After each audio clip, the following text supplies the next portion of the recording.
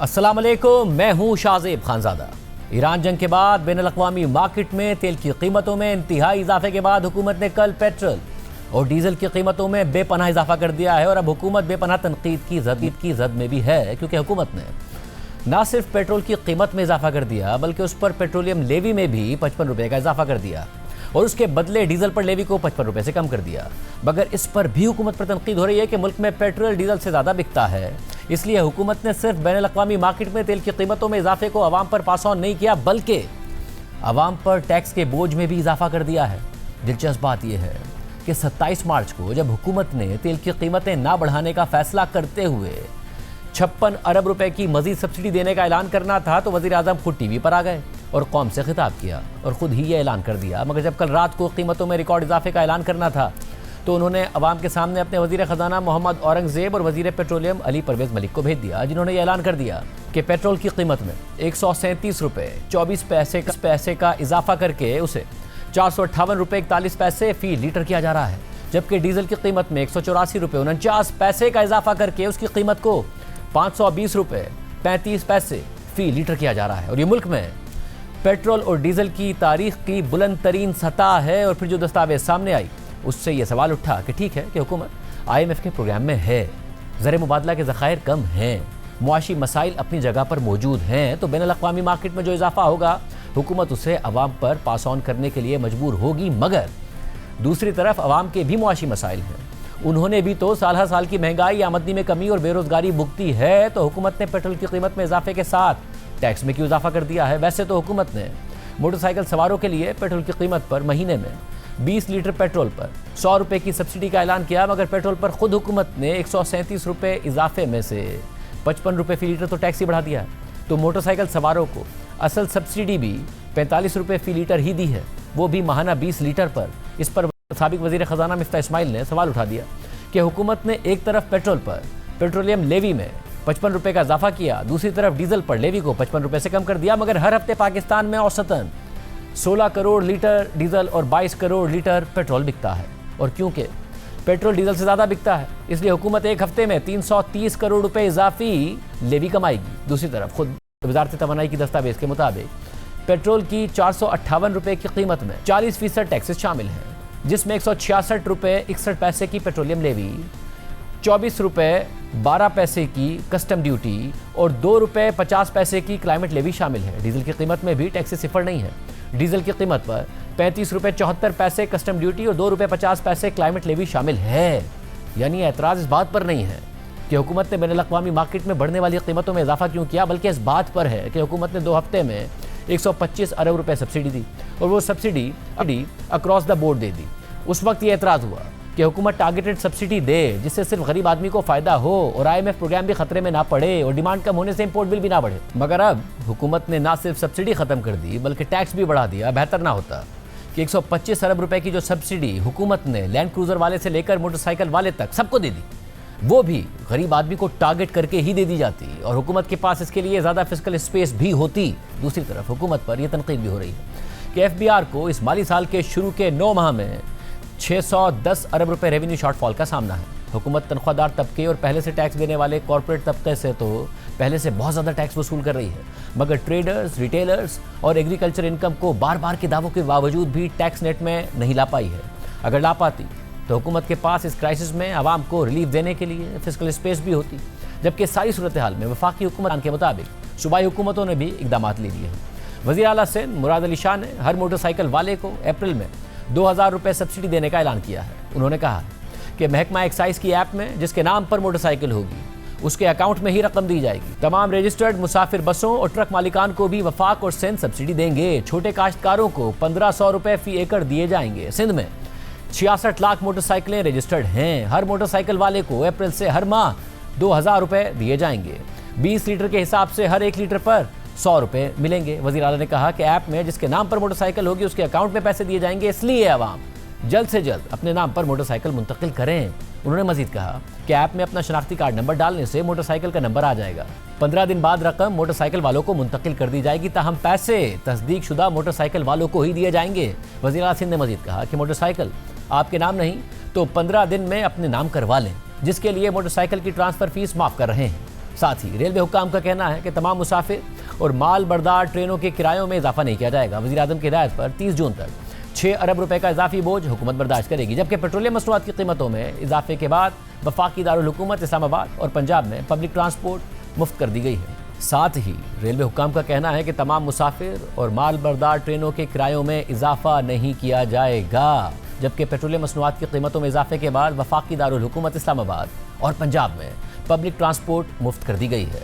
वज़ीर आला पंजाब मरीम नवाज ने कहा है कि orange line train, metro bus service, Speedo bus और ग्रीन इलेक्ट्रो बस के मुसाफिरों को टिकट नहीं खरीदना पड़ेगा। मरीम नवाज ने काश्तकारों को फी एकड़ 1 लीटर डीजल पर 100 रुपये सब्सिडी देने का भी ऐलान किया है। दूसरी तरफ सियासी जमातें हुकूमत पर तनकीद कर रही हैं। PTI के चेयरमैन बैरिस्टर गौहर खान ने पेट्रोलियम मसनूआत की कीमतों में इजाफे पर हम ख्याल जमातों का इजलास बुलाने का फैसला किया है। इसके अलावा JUIF ने पेट्रोलियम मसनूआत की कीमतों में इजाफा मुस्तरद कर दिया है और वजीरों और मुशीरों की तादाद कम करके अवाम पर बोझ कम करने का मुतालबा किया है। जमात इस्लामी ने पेट्रोल की कीमतों में इजाफे के खिलाफ आज एहतजाज किया। अवामी नेशनल पार्टी के मरकजी सदर एमल वली खान ने पेट्रोलियम मसनूआत की कीमतों में इजाफा अवाम दुश्मनी करार दे दिया। जबकि वज़ीर आज़म के मुशीर राना सनाउल्लाह का कहना है कि पेट्रोलियम मसनूआत की कीमतें आलमी सतह पर बढ़ रही हैं, इसमें हुकूमत का कसूर नहीं है।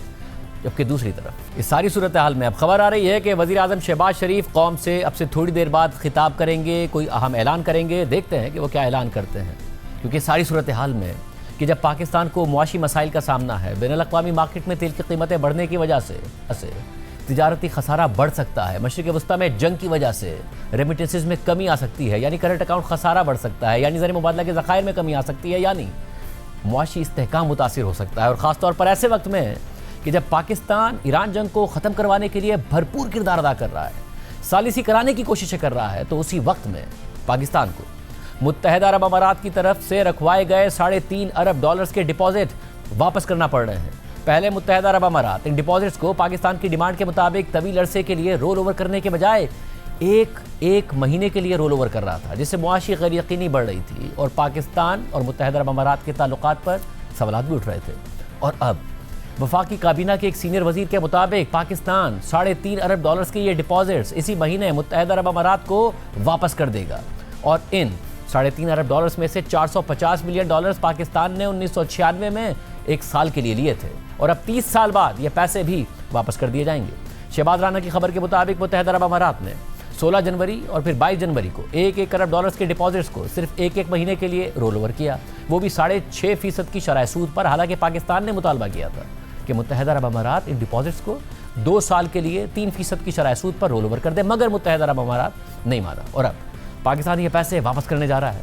ये बात भी वाज़ेह हो कि इस IMF प्रोग्राम के लिए मुत्तहदा अरब अमारात, सऊदी अरब और चीन ने मिलकर ये कमिटमेंट दी थी कि तीनों ममालिक पाकिस्तान के स्टेट बैंक के पास $12.5 अरब के डिपॉजिट्स रखेंगे और ये रकम अगले साल सितंबर में इस IMF प्रोग्राम के ख़त्म होने तक रखी जाएगी। मुत्तहदा अरब अमारात ने ये $2 अरब 2018 में 1 साल के लिए दिए थे, मगर इसके बाद हर साल एक साल का रोल ओवर होता रहा, क्योंकि पाकिस्तान मुसलसल IMF प्रोग्राम में रहा और डॉलर्स की कमी का शिकार रहा। उसके बाद 2023 में मुत्तहदा अरब अमारात ने $1 अरब का लोन पाकिस्तान को दिया और अब ये इत्तला सामने आ रही है कि मुत्तहदा अरब अमारात ने अपने पैसे वापस मांग लिए हैं और पाकिस्तान ये पैसे वापस करने जा रहा है। खबर के मुताबिक पाकिस्तानी अथॉरिटीज़ का कहना है कि पाकिस्तान $450 मिलियन 11 अप्रैल को, $2 अरब 17 अप्रैल को और बाकी $1 अरब 23 अप्रैल को वापस अदा कर देगा। यानी अप्रैल में पाकिस्तान $3.5 अरब वापस कर देगा, मगर अप्रैल में ही पाकिस्तान को $1.3 अरब के यूरो बॉन्ड की मैच्योरिटी का सामना है और पाकिस्तान को ये रकम 8 अप्रैल को अदा करनी है। जबकि स्टेट बैंक के पास $16.3 अरब के ज़खायर हैं और $4.8 अरब इसी महीने अगर निकल गए तो पाकिस्तान के पास महज $11.5 अरब रह जाएंगे। हालांकि गवर्नर स्टेट बैंक ने ऐलान किया था कि इस साल के आखिर तक पाकिस्तान के ज़र मुबादला के ज़खायर $20 अरब को क्रॉस कर जाएंगे, मगर अब ये नामुमकिन नज़र आता है, क्योंकि खबर के मुताबिक दिसंबर में गवर्नर स्टेट बैंक ने मुत्तहदा अरब अमारात से दरख्वास्त की कि $2.5 अरब की इस रकम को 2 साल के लिए रोल ओवर कर दे और शरह सूद भी आधी कर दे। फिर वज़ीर आज़म शहबाज शरीफ ने भी मुत्तहदा अरब अमारात के सदर से ये दरख्वास्त की। फिर वज़ीर आज़म ने यह बताया कि मुत्तहदा अरब अमारात मान गया है, मगर ये नहीं बताया कि कितने दिन के लिए माना है। और अब $3.5 अरब के डिपॉजिट्स वापस करना पड़ रहे हैं और ये सब उस वक्त हो रहा है कि जब पाकिस्तान में बैरूनी सरमायाकारी में हुकूमती दावों के मुताबिक इजाफा नहीं हो सका और एक्सपोर्ट भी नहीं बढ़ी और मशरिक़ वस्ता में जंग की वजह से तरसीलात ज़र भी खतरे में पड़ सकती हैं। इस पूरी सूरत पर बात करेंगे। हमारे साथ वफाकी वजीर पेट्रोलियम अली परवेज़ मलिक साहब मौजूद हैं। परवेज़ साहब बहुत शुक्रिया मुझे ज्वाइन करने के लिए। साहब पहले हुकूमत ने 2 दफ़ा कीमत नहीं बढ़ाई, 125 अरब रुपए की सब्सिडी दी। पिछली दफ़ा वज़ीर आज़म खुद आए, उन्होंने कहा 59 अरब रुपए की सब्सिडी दे रहे हैं, मेरे पास समरी आई है, मैं कीमत नहीं बढ़ा रहा हूँ। मगर जब कीमत बढ़ानी थी तो आप लोगों को सामने किया और कीमत भी बहुत ज़्यादा बढ़ा दी है, जिसके ऊपर ये सवाल उठ रहा है कि पहले हुकूमत 125 अरब रुपए की सब्सिडी देती और अक्रॉस द बोर्ड देती, उससे बेहतर नहीं था कि अपने पास फिस्कल स्पेस रखती और गरीब लोगों को टारगेटेड सब्सिडी देती और इस वक्त भी हुकूमत के पास वो स्पेस मौजूद होती। पहले एकदम 125 अरब रुपए की हिट ली और फिर एकदम इतना बड़ा इजाफा आवाम पर मुंतकिल कर दिया। अच्छा शाजिब साहब, यकीनन गैर मामूली हालात हैं और बेपनाह बढ़ावा बैनुल अक़वामी मंडियों के अंदर आया है। पहली बमबारी 28 फरवरी को हुई थी। उस वक्त जो ख़ाम तेल था दुबई का वो तकरीबन $70 पे था और चंद दिन पहले तक ये $170 के ऊपर घूम फिर रहा था और अब थोड़ा गिर के $120 के लगभग ये इस वक्त मौजूद है। और इससे कहीं ज़्यादा बढ़ावा डीज़ल की कीमत में जो $88 पर बैरल चल रहा था उसमें आया और वो कल $285 के ऊपर क्लोज हुआ है और जो प्रीमियम है वो $50-60 का उसके ऊपर चल रहा है। तो बेपनाह इसके अंदर इंक्रीज आई है और हुकूमत ने जिम्मेदारी के साथ जो उसके मुआहिदों के तहत उसकी ऑब्लिगेशंस थी उसके मुताबिक पहले हफ्ते उन्होंने ट्रांसमिट किया, क्योंकि इसके लिए वसाइल इकट्ठे नहीं किए गए हुए थे। तो उसके बाद शहबाज शरीफ साहब की हुकूमत ने कफ़ायत शारी के ज़रिए अपनी पेटी कस के 27-28 अरब का इंतज़ाम किया।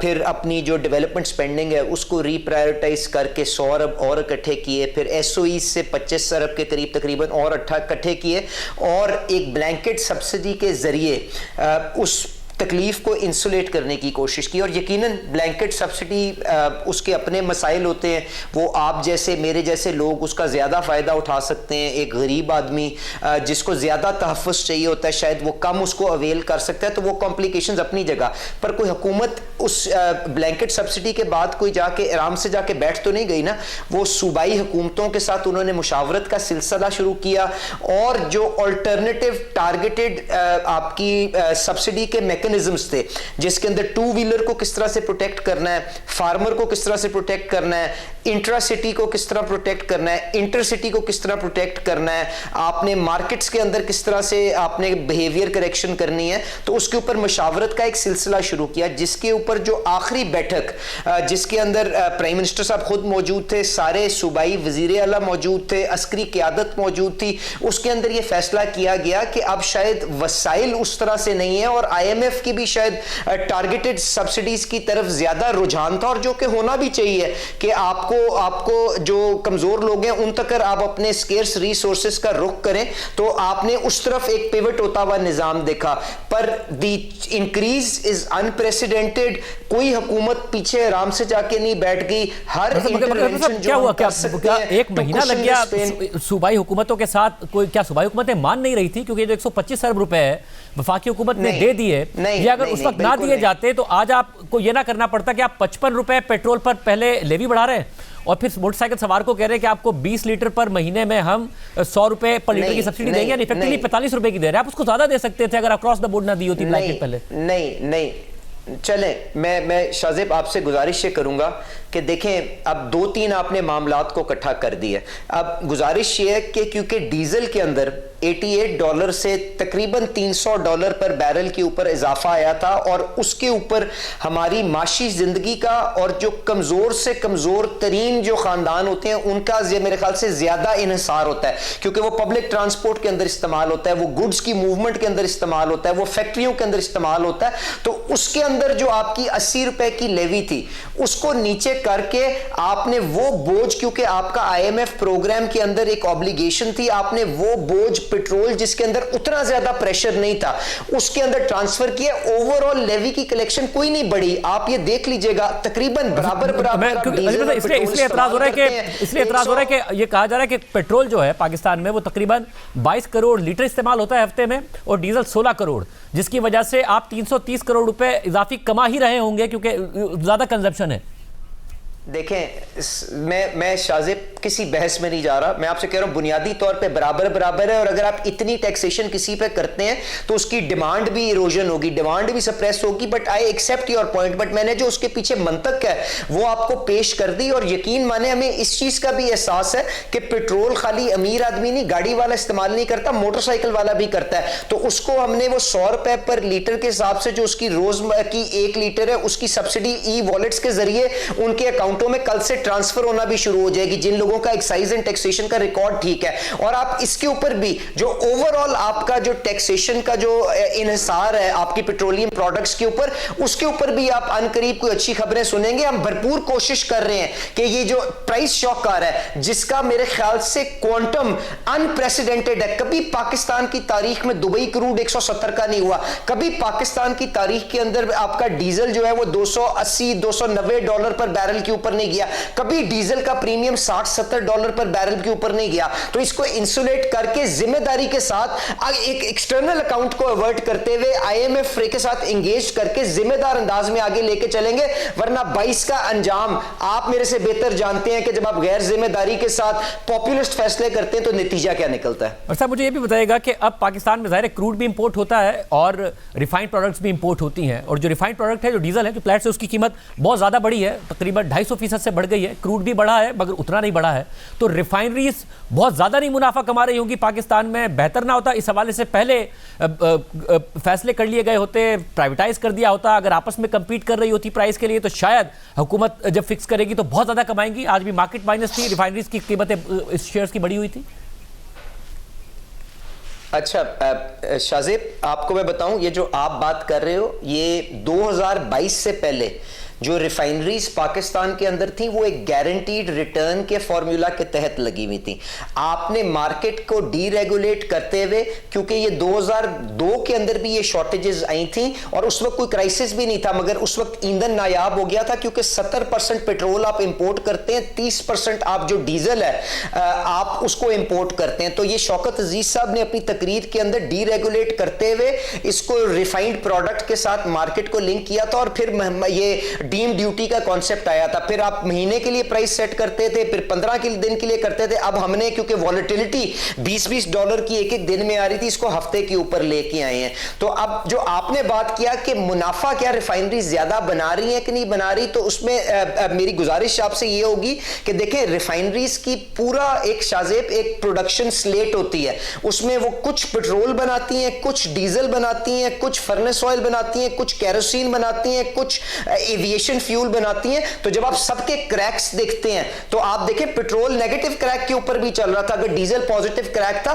तो इतना ये सिंपल निजाम नहीं है। और उसके बाद रिफाइनरियां भी आपकी सारी प्राइवेटाइज्ड हैं, तो आपने इस प्राइसिंग रिजीम को किस तरह से आगे लेके चलना है उसके ऊपर आपको डीरेगुलेशन की स्पिरिट के अंदर वो डायरेक्शन तय करते हुए इस निजाम को कंपटीशन के जरिए आपने इसके अंदर एफिशिएंसी लेके आनी है। और यही वो निजाम है जो सारी दुनिया के अंदर चलता है। और जहां तक आपने बात की कि क्या रिफाइनरियों ने बेपनाह प्रॉफिट कमाया कि नहीं कमाया, तो मैं आपको बता रहा हूं उनकी जो एक लैंडिंग हुई है तकरीबन 10 से 12 आपके वेसल्स फर्क जगह से आपके एक महीने के अंदर, ये हमारी 5 तो रिफाइनरी है, एक लोकल क्रूड के ऊपर चलती है जो अटक रिफाइनरी है, बाकी एक जो है वो अमेरिकन क्रूड के ऊपर चल रही है, बाकी 3 रिफाइनरियां गल्फ के ऊपर चलती हैं।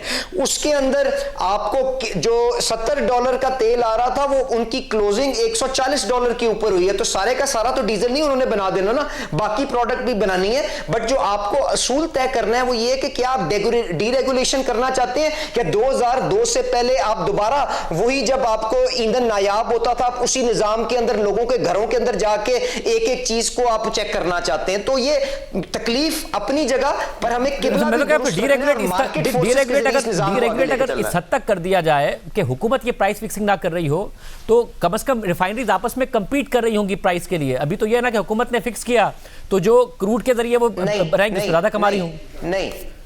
नहीं, बिल्कुल ये नहीं है।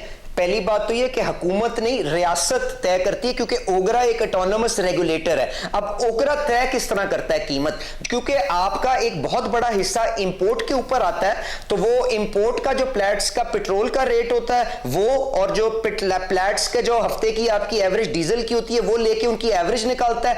पीएसओ की जो लैंडिंग्स होती हैं, पीएसओ का जो मार्जिन होता है वो उसके अंदर ऐड करता है, स्टेट बैंक और पीएसओ के खर्चे उसमें ऐड करता है, स्टेट बैंक के रेट से मल्टीप्लाई करता है और उसमें टैक्स ऐड करके सबको कहता है जाओ जाके अपना निजाम चलाओ। तो मुझे बताएं इसमें गलत क्या है? इसमें जो आपका जो दुनिया के अंदर मॉलिक्यूल है, क्या उसके मुताबिक रॉ मटेरियल की कीमत नहीं चलती? क्या आप जब कॉटन की बात करते हैं या टेक्सटाइल की बात करते हैं, गारमेंट की बात करते हैं, तो क्या वो एक दूसरे के साथ इन टेंडम? इसमें मसला यह है कि इस वक्त मार्केट बहुत एबनॉर्मल हुई है, जिसकी वजह से क्रूड और रिफाइंड प्रोडक्ट में फर्क इतना बड़ा है कि जो मार्जिन्स हैं वो बहुत ज्यादा डिस्टर्ब हुए हैं। मैं आपको नहीं देखिए, मैं आपको ये कह रहा हूं ना, आप डीजल के अंदर बिल्कुल ठीक कह रहे हैं, पर मैं आपसे कह रहा हूं कि पेट्रोल के अंदर नेगेटिव क्रैक्स थे, वो नुकसान पे बेचते थे। बट क्या रिफाइनरी एक 100% डीजल बना सकती है? नहीं बना सकती। उसके अंदर उसको कैरोसिन भी बनाना है, उसको पेट्रोल भी बनाना है, उसको एविएशन भी बनाना है। और हमारी क्योंकि ये लागड़ पुरानी रिफाइनरी है, इसमें 50-60% तो फर्नेस ऑयल बनता है जो पाकिस्तान में अब इस्तेमाल नहीं हो सकता,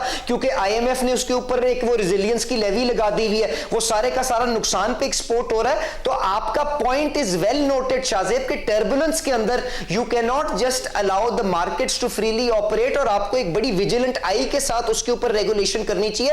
we are keeping that oversight on them कि कोई एबनॉर्मल प्रॉफिट्स ना आए, but it is more complicated than what it seems on the surface. अब आगे, क्योंकि आप ज़रा फाइनेंस समझते भी हैं और फाइनेंस मिनिस्ट्री के साथ मिलकर आपने कल फाइनेंस मिनिस्टर के साथ प्रेस कॉन्फ्रेंस भी की, पाकिस्तान की इकोनॉमी के लिए हुकूमत क्या देख रही है? करंट अकाउंट डेफिसिट पर कितना प्रेशर आएगा? ये जो ऑयल की प्राइसेस हैं, अगर $10 की प्राइस पर $2 अरब का इंपैक्ट आता है, तो ये तो अभी मल्टीप्लाई हुई है प्राइसेस। तो पाकिस्तान के तो रिजर्व्स ही इतने कम हैं, पाकिस्तान सर्वाइव कैसे करेगा इस शॉक को?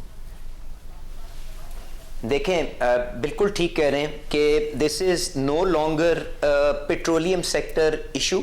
ये जो शक्ल इख्तियार कर ली है और अब एक महीने से ज़्यादा इसका हो गया है, ये अब इसका इकोनॉमिक फॉल आउट भी आपको बड़ा केयरफुली मैनेज करने की ज़रूरत है। और आपका ये कोई इंपोर्ट के ऊपर नहीं शाहजेब खाली प्रेशर आएगा, आपकी एक्सपोर्ट पे प्रेशर आएगा। पूरे गल्फ की एक्सपोर्ट रुकी हुई है, आपकी रिमिटेंसेस के ऊपर प्रेशर आएगा, क्योंकि आपका $1 बिलियन की रिमिटेंस तो सऊदी अरेबिया से आती है, फिर $700-800 मिलियन की यूएई से आती है महीने की।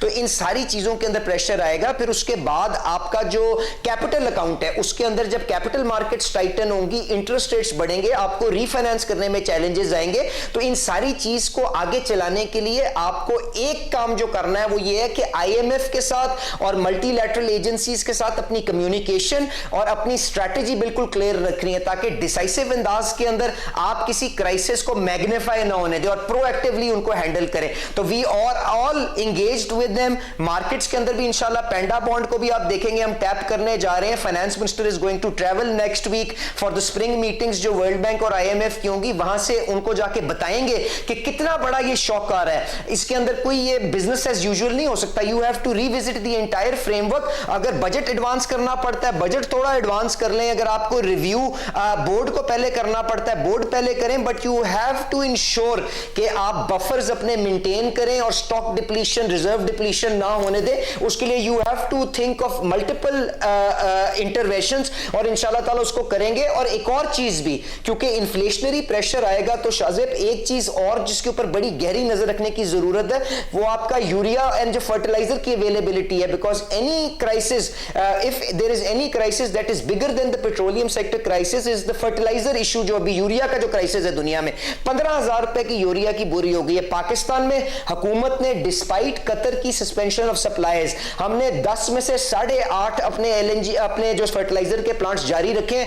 पिछले साल से आज भी हमारे पास यूरिया ज्यादा है and we are keeping a very close eye. अगर आप जमीन की न्यूट्रिशन को एश्योर्ड रखेंगे तो आपका एटलीस्ट फूड सिक्योरिटी क्राइसिस या फूड सेफ्टी का कोई इशू नहीं आएगा और आप अपनी लोगों को और इंपोर्ट का और इस फूड इन्फ्लेशन को कंट्रोल रखेंगे। तो it's a multi dimensional monster जिसको अब हैंडल करने की कोशिश कर रहे हैं। और finance minister, prime minister, field marshal, जो डिप्टी प्राइम मिनिस्टर साहब, मल्टीपल फ्रंट्स के ऊपर हमने जिम्मेदारियां बांट के हम डेली बेसिस पे मिलते हैं, डेली इसके ऊपर काम कर रहे हैं। तो अल्लाह ताला खैर रखे, but the sooner this issue settles the better it is for the entire world. और साहब अब ये बताइए कि कतर के तरफ से तो LNG किसी को भी नहीं जा रही है, उनके तो LNG इस वक्त, और पाकिस्तान के पास गर्मियाँ आ रही हैं पाकिस्तान में, क्या होगा? क्या LNG हमारे पास बिल्कुल भी नहीं होगी? पिछले इंटरव्यू में भी आपसे बात हुई थी कि पहले आपसे बात होती थी कि LNG बहुत ज़्यादा है, तो कतर से आप मुज़ाकरात कर रहे थे कि हमें कम चाहिए, अब है ही नहीं, तो क्या होगा? बहुत ज़्यादा लोड शेडिंग, बहुत ज़्यादा गैस की लोड शेडिंग, क्या होने वाला है?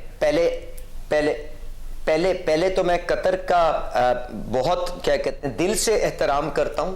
ये वो हमारा सप्लायर था कि जब मार्केट में $30 की LNG थी, उन्होंने $10 के हमें अपने कॉन्ट्रैक्ट्स लिफ्ट कराए थे।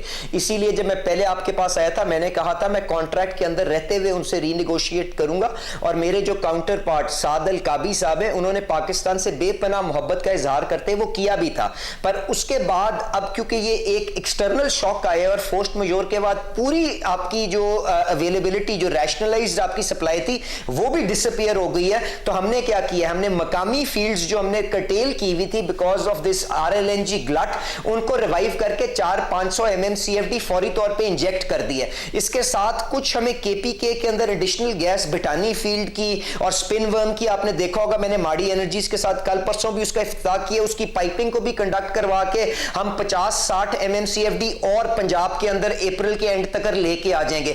इससे डिमांड मीट करने की कोशिश करेंगे। फिर कुछ अल्लाह ताला ने आसानी की कि अब गर्मियां आ रही हैं तो डिमांड आपकी डोमेस्टिक की कम हो रही है, कुछ स्पेस उधर से मिल गई। कुछ हमने पावर मिनिस्टर के साथ बैठ के कल जो वहां पे जब सारी नेशनल लीडरशिप जिसमें सारे चीफ मिनिस्टर्स भी मौजूद थे, वहां पे कहा कि देखें दिन के अंदर तो जो बिजली का डिमांड है शायद हम महंगा ईंधन चलाए बगैर हम उसको मीट कर सकते हैं, क्योंकि सोलर की एक बहुत बड़ी इंजेक्शन दिन के अंदर होती है। बट शाम को जब सोलर ऑफ होता है, आपकी पीक डिमांड बढ़ती है, तो उस वक्त आपको महंगे ईंधन के प्लांट, फर्नेस ऑयल के प्लांट चलाने पड़ेंगे, जो किसी भी तरह सूदमंद सौदा नहीं होगा। तो वहां पे इसीलिए सारी लीडरशिप ने फैसला किया कि मार्केट के अर्ली क्लोजर्स के ऊपर सोचा जाए। शादी घर, रेस्टोरेंट जरूर 10 बजे तक चलें, बट मार्केट का अर्ली क्लोजर्स करें ताकि हम अपने आप को डिसिप्लिन भी करें, सिचुएशन की ग्रेविटी का भी एहसास करें। और ये महंगे ईंधन का जो 1000-2000 मेगावाट आपको शाम को चलाना पड़ता है, उसकी डिमांड को शेव ऑफ कर दें। तो मल्टीपल इंटरवेंशंस होंगी, बट अल्लाह ताला खैर रखे हर फ्रंट के ऊपर, चाहे वो गैस हो, चाहे वो पावर हो, चाहे वो फर्टिलाइजर हो, द गवर्नमेंट इज कमिटेड। वो जो फाइनेंस मिनिस्टर साहब की जो सरबराही में प्राइम मिनिस्टर ने कमेटी बनाई है, दिन में 2 दफा मिलती है, एक दिन हर दूसरे दिन प्राइम मिनिस्टर खुद रिव्यू करते हैं। तो इंशाल्लाह ताला अल्लाह खैर होगी। जितना बड़ा ये शॉक है, Pakistan should be able to navigate it in a responsible and fair manner. और सर फिर मुझे ये भी बताइएगा कि एक तरफ पाकिस्तान को ज़ाहिर है कोई एक्सटर्नल प्रेशर्स आ सकते हैं जितनी तेल और गैस की कीमतें बढ़ गई हैं, दूसरी तरफ मुत्तहिदा अरब अमारात पहले ही पाकिस्तान को जो उन्होंने कर्जा दिया हुआ है तकरीबन $3.5 अरब का, उसको एक महीने के लिए रोल ओवर कर रहा था बजाय इसके कि बड़ा रोल ओवर देता, और अब अचानक पाकिस्तान को उनके पैसे वापस करने पड़ रहे हैं। पाकिस्तान तो इस क्राइसिस को ख़त्म करने के लिए अमेरिका ईरान के दरमियान मीडिएशन कर रहा है, किसी भी तरीके से ये जंग ख़त्म हो जाए इसकी कोशिश कर रहा है। जंग से सबसे ज़्यादा अरब ममालिक मुतासिर हो रहे हैं। क्या मुत्तहिदा अरब अमारात खुश नहीं है, मुतमईन नहीं है हमारी कोशिशों से कि वो ऐसे वक्त में हमसे पैसे वापस ले रहे हैं? देखें, UAE ने मुश्किल वक्त में अपना ये डिपॉजिट हमारे पास रखाया था, हम उसके शुक्रगुजार हैं। अगर उनको इस पैसे की उन्होंने अगर दोबारा डिमांड की है तो वो फाइनेंस मिनिस्टर साहब उसका बेहतर आपको जवाब दे सकते हैं। पर मैं आपसे ये गुजारिश करूंगा कि Pakistan is aware of all it's obligations. तो ये तो आप UAE के डिपॉजिट की बात करें, एक यूरो बॉन्ड का, आपका यूरो बॉन्ड भी मैच्योर होने जा रहा है, एवरीथिंग इज अकाउंटेड फॉर। हम एक सिंसियर एफर्ट कर रहे हैं अपने जो सारे दोस्त ब्रदर इस्लामिक मुल्क हैं उनके दरमियान खला को कम करने की। अगर उसके अंदर कोई अपने जो जायज पैसे वापस मांगता है, पाकिस्तान को सपोर्ट नहीं दे सकता, हम उसके फिर भी शुक्रगुजार हैं। But all arrangements are in place and अल्लाह ताला करम करेगा और अल्लाह ताला इस जंग के अंदर जल्द से जल्द इख्तिताम करे ताकि हम अपनी दोबारा सारा रुझान और ध्यान अपना एक आम आदमी की जिंदगी को बेहतर करने पर लगा सकें। ये जो बॉन्ड की पेमेंट है हमारा जो मैच्योर हो रहा है उसकी, वो तो अकाउंटेड फॉर था, क्या ये भी अकाउंटेड फॉर था? क्योंकि ये जब पैसे निकल जाएंगे, स्टेट बैंक का टारगेट था साल के आखिर तक $20 अरब को हम तजावुज कर जाएंगे, पाकिस्तान के पास 3 महीने का इंपोर्ट कवर आ जाएगा, जिसकी वजह से पाकिस्तान एक कंफर्टेबल पोजीशन में आ जाएगा। जब ये पैसे भी निकल गए, इंटरनेशनल मार्केट में कीमतें भी बढ़ गई, तो हम बहुत खतरे की पोजीशन में नहीं जा रहे? देखें, मुझे नहीं मालूम कि उन्होंने पैसे मांगे हैं कि नहीं मांगे, बट मैं आपसे ये कह रहा हूं कि एवरी वीक जो हम, बल्कि एवरी डे जिन चंद चीज़ों को हम मॉनिटर कर रहे हैं उसमें energy supply chain, urea supply chain, food के आइटम्स और एक्सटर्नल अकाउंट की मूवमेंट्स, क्योंकि उसके ऊपर बहुत बड़ा एक आपका प्रेशर है, उसको देख रहे हैं। बाकी अल्लाह ताला खैर रखे, कोई आपको परेशानी की बात नहीं होनी चाहिए। बहुत शुक्रिया वज़ीर पेट्रोल परवेज़ मलिक साहब की गुफ्तगू आपने सुनी। प्रोग्राम में ब्रेक शामिल करते हैं, जंग के हवाले से मज़ीद डेवलपमेंट्स हुई आपके सामने हक़ाइक़ रखेंगे ब्रेक के बाद। अमेरिकी सदर ट्रंप एक तरफ बार बार ये दावा कर रहे हैं कि अमेरिका ईरान के खिलाफ जंग जीत चुका है। ईरान की अस्करी सलाहियतें मुकम्मल तौर पर तबाह हो चुकी हैं और ईरान में रिजीम चेंज भी हो चुका है। मगर दूसरी जानिब ट्रंप मुसलसल ईरान को नए और शदीद हमलों की धमकियां भी दे रहे हैं। साथ ही ट्रंप और उनकी इंतजामिया के अराकीन ईरान को स्टोन एज यानी पत्थर के ज़माने में पहुंचाने की धमकियां भी दे रहे हैं, जिस पर ईरान का सख्त जवाब भी सामने आया है। ऐसे में 1 माह से ज़ायद अरसे से जारी इस जंग के दौरान अब तक ये बात वाज़ेह हो चुकी है कि अमेरिका अपने अहदाफ मुकम्मल तौर पर हासिल नहीं कर सका है। यही वजह है कि सदर ट्रंप बौखलाहट और फ्रस्ट्रेशन का शिकार नजर आते हैं। इसी फ्रस्ट्रेशन में ट्रंप इंतजामिया जंग के दौरान ही गैर मामूली तौर पर अमेरिकी फौजी कमान में मुसलसल तब्दीलियां कर रही है। और एक ऐसे वक्त में कि जब ये रिपोर्ट सामने आ रही हैं कि सदर ट्रंप स्ट्रेट ऑफ हुर्मुज़ को खुलवाने और ईरान के आला सतह पर अफजोदा यूरेनियम तक रसाई के लिए ईरान के अंदर ज़मीनी फ़ौज तैनात करने पर गौर कर रहे हैं। इसी दौरान ट्रंप के वजीर जंग पीट हेगसेट ने अमरीकी आर्मी के चीफ ऑफ स्टाफ को ही फारिग कर दिया। और सदर ट्रंप की यह फ्रस्ट्रेशन यहीं तक महदूद नहीं रही, बल्कि अब अमरीकी फ़ौज ट्रंप की हिदायत पर ईरान के अंदर सिविलियन इंफ्रास्ट्रक्चर को भी निशाना बना रही है। कल अमेरिका और इसराइल ने ईरान के सबसे बड़े ब्रिज को बमबारी का निशाना बनाया और फिर सदर ट्रंप ने ना सिर्फ इस ब्रिज की तबाही की वीडियो शेयर की, बल्कि मजीद ऐसे हमलों की धमकी भी दी। और आज एक बार फिर सदर ट्रंप ने ईरान के सिविलियन इंफ्रास्ट्रक्चर पर ऐसे मजीद हमलों की धमकी देते हुए सोशल मीडिया पर लिखा है कि दुनिया की सबसे अजीम और ताकतवर तरीन हमारी फ़ौज ने अभी तक ईरान में बाकी बची कुछ ही चीज़ों को तबाह करना शुरू नहीं किया। हमारा अगला हदफ ब्रिज होंगे और फिर हम इलेक्ट्रिक पावर प्लांट्स को निशाना बनाएंगे। रजीम की नई क़यादत जानती है कि उन्हें क्या करना चाहिए और यह काम तेज़ी से करना होगा, यानी ईरान की आला क़यादत हता के सुप्रीम लीडर को निशाना बनाने और फिर तेल की तनसीबात, अस्करी मकामात, अस्पतालों और स्कूलों पर हमलों के बावजूद भी अमरीका वो नताइज हासिल नहीं कर सका जो वो चाहता था। और अब यही मकासद मज़ीद सिविलियन इंफ्रास्ट्रक्चर पर हमलों के ज़रिए हासिल करने की कोशिश की जा रही है। और ये इक़दाम न सिर्फ बैनुल-अक़वामी क़वानीन के तहत जंगी जराइम के ज़मरे में आते हैं, बल्कि इस बात की भी निशानदही करते हैं कि अमरीका इस जंग में अपने फ़ौजी मकासद हासिल करने में नाकाम रहा है। क्योंकि नाकाम जंगों में यही होता है कि जब आप तवील जंग के बाद भी अपने मकासद हासिल करने में नाकाम रहते हैं और ताकतवर होते हैं, तो फिर सिविलियन इंफ्रास्ट्रक्चर पर हमलों के ज़रिए अपनी फ्रस्ट्रेशन निकालते हैं और मुखालिफ को घुटने टेकने पर मजबूर करने की कोशिश करते हैं। हालांकि सदर ट्रंप ने इस जंग का ऐलान ये कहकर किया था कि हम ईरानी अवाम के साथ हैं और रेजीम के ख़िलाफ़ हैं। हम ईरानी अवाम के साथ ईरान को एक बार फिर अजीम बनाएंगे। मगर अब सदर ट्रंप जो कर रहे हैं वो ईरान और ईरानी अवाम के ख़िलाफ़ कर रहे हैं, क्योंकि शायद उनकी ये फ्रस्ट्रेशन ईरानी अवाम के साथ भी है, जो उनकी उम्मीदों और फिर बार बार के मुतालबों के बावजूद भी जंग के बाद रेजीम के ख़िलाफ़ घर से निकल कर सड़कों पर नहीं आए। मगर मामला यहीं तक महदूद नहीं रहता। आलमी सतह पर भी ईरान के ख़िलाफ़ जंग के बाद अमरीकी सदर ट्रंप और इसराइली वज़ीर आज़म नेतन्याहू का मौक़िफ़ खासा गैर मकबूल नज़र आ रहा है। इस जंग में ईरान अमरीका का बराह रास्त हरीफ है, मगर हैरानकुन तौर पर अमरीका के तारीख़ी और तवील मुद्दती यूरोपीय इत्तेहादी भी इस मामले पर ट्रंप इंतज़ामिया के साथ खड़े दिखाई नहीं देते। यानी दुश्मन तो अमरीका के खिलाफ हैं ही, मगर यूरोपीय इत्तेहादी भी अमरीका के साथ नहीं है। जबकि इस जंग से अमरीका के अरब इत्तेहादी इस सूरत हाल में सबसे ज़्यादा परेशान है।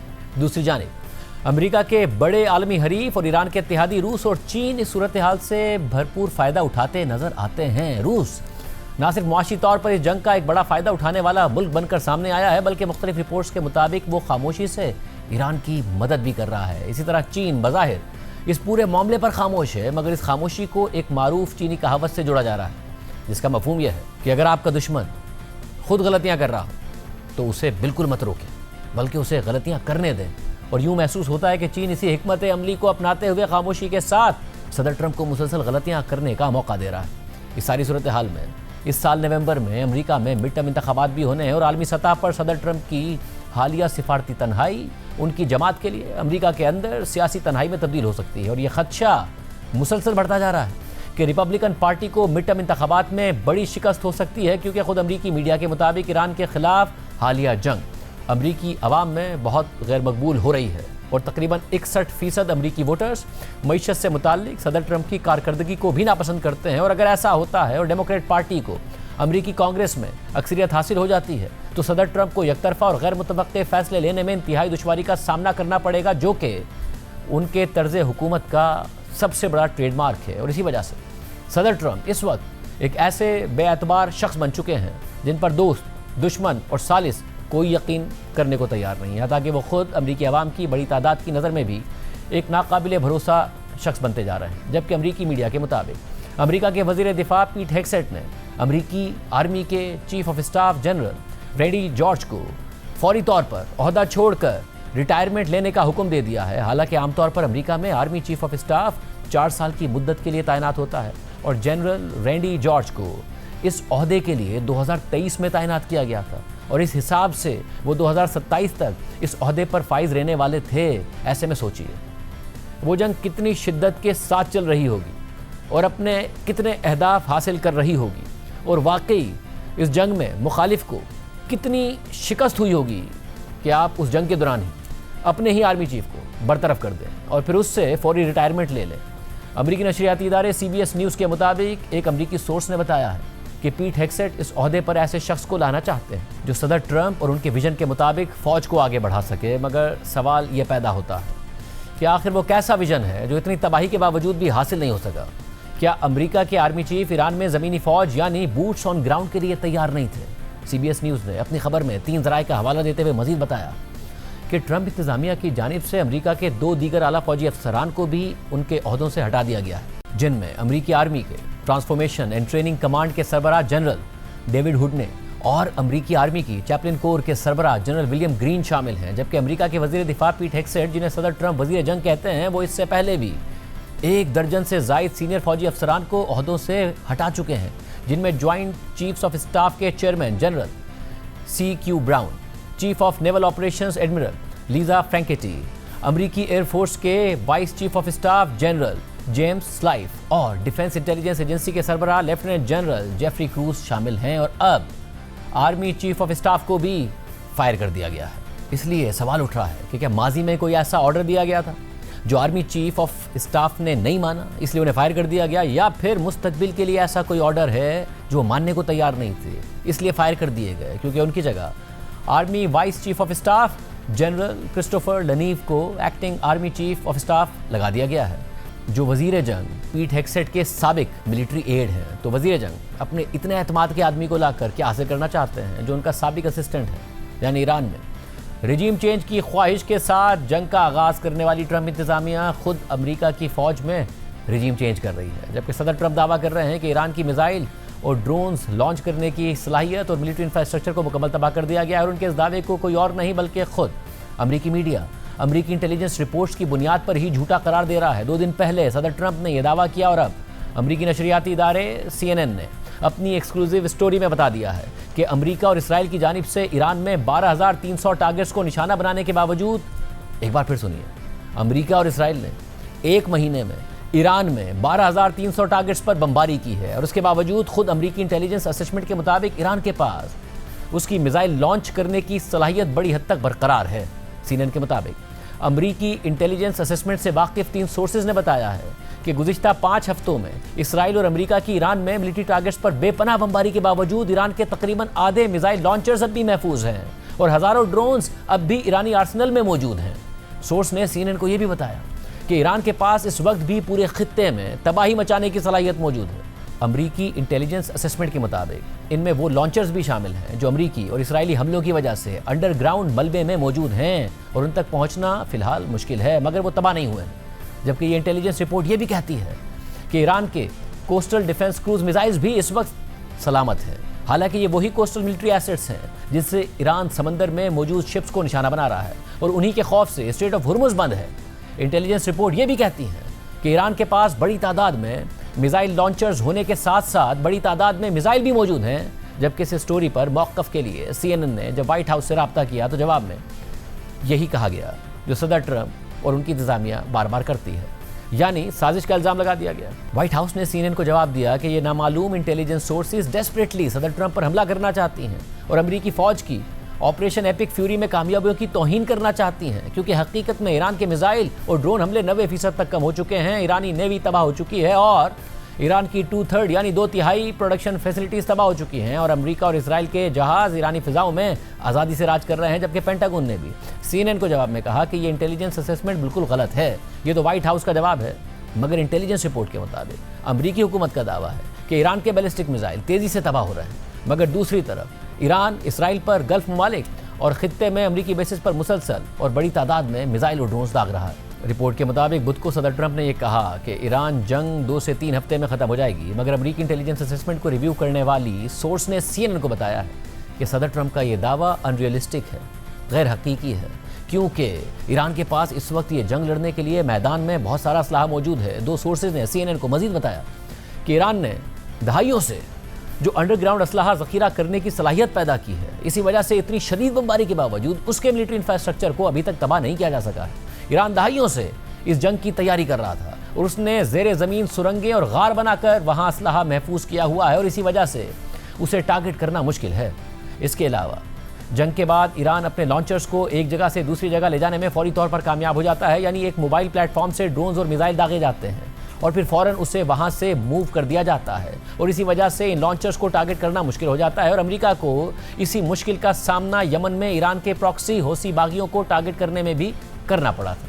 जबकि एक तरफ सदर ट्रंप बार बार ये दावा कर रहे हैं कि ईरान की नेवी को मुकम्मल तौर पर तबाह कर दिया गया है, मगर दूसरी तरफ अमेरिकी इंटेलिजेंस असेसमेंट कहती है कि नेवी के बड़े जहाज़ों को तो बहुत हद तक तबाह कर दिया गया है, मगर पासदारान इनकलाब के पास अब भी आधी सलाहियत मौजूद है। उसके पास सैकड़ों कश्तियाँ और अनमैन्ड सरफेस वेसल्स मौजूद हैं और ये पासदारान इनकलाब की नेवी है जो स्ट्रेट ऑफ हुर्मुज़ को बंद किए बैठी है। मगर इसके बावजूद ट्रंप मुसलसल अजीब व गरीब दावे कर रहे हैं और आज भी उन्होंने सोशल मीडिया पर पोस्ट करते हुए लिखा कि मज़ीद थोड़े से वक्त में हम बाआसानी स्ट्रेट ऑफ हुर्मुज़ को खोल सकते हैं, तेल अपने कब्ज़े में ले सकते हैं और बेपनाह दौलत कमा सकते हैं।